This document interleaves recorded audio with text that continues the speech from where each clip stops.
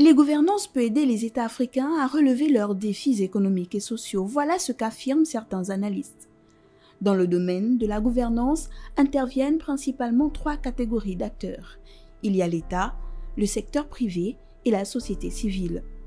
Les parties sont respectivement dotées d'attributions et de rôles spécifiques déterminés par la loi ou par la pratique, qui sont en constante interaction.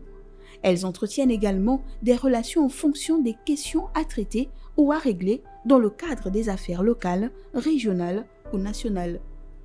Mais l'e-gouvernance, qu'est-ce que c'est? En gros, il s'agit de l'utilisation des technologies de l'information et de la communication dans les agences gouvernementales. L'e-gouvernance peut les aider à relever ce double défi, comme en témoignent nombre d'expériences réussies en Afrique même. Sur ce plan, le Gabon ne semble pas à la traîne. Depuis une décennie, notre État s'est profondément réformé et modernisé. Des innovations importantes ont été menées, à l'instar de la digitalisation de nos services d'impôts, de douane, de création d'entreprises ou encore d'immigration. Ces réformes audacieuses ont porté leurs fruits. Le Gabon est aujourd'hui l'un des pays d'Afrique où l'administration numérique est la plus développée. L'e-gouvernance pourrait permettre tout d'abord d'accroître les ressources des États et d'apporter de la transparence.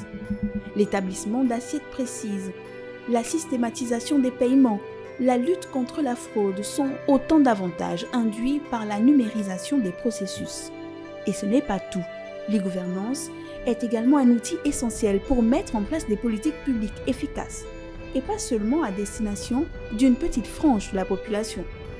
Tous ces avantages, le Gabon, petit pays d'à peine 2 millions d'habitants, en a conscience. C'est-à-dire à la digitalisation du service public.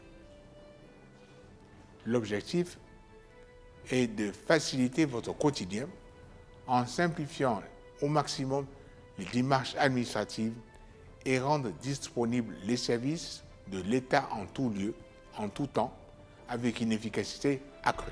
Dans le rapport 2020 des Nations Unies en matière d'e-gouvernance, qui mesure la propension des États à utiliser des plateformes ou autres solutions numériques dans leur interaction avec les citoyens et les entreprises, le Gabon se place dans le top 10. Il figure par ailleurs dans le top 3 en Afrique subsaharienne continentale et se hisse à la première place dans la sous-région Afrique centrale. Une performance remarquable, mais pas étonnante pour un pays qui a fait du digital l'un de ses axes majeurs de développement, ainsi que de sa stratégie de diversification économique. De façon globale, à l'image de ce qu'elle a fait dans les secteurs de la téléphonie et des fintech, l'Afrique est aujourd'hui en mesure de réaliser un bond décisif en matière d'e-gouvernance, surtout en cette période difficile, dominée par la Covid-19.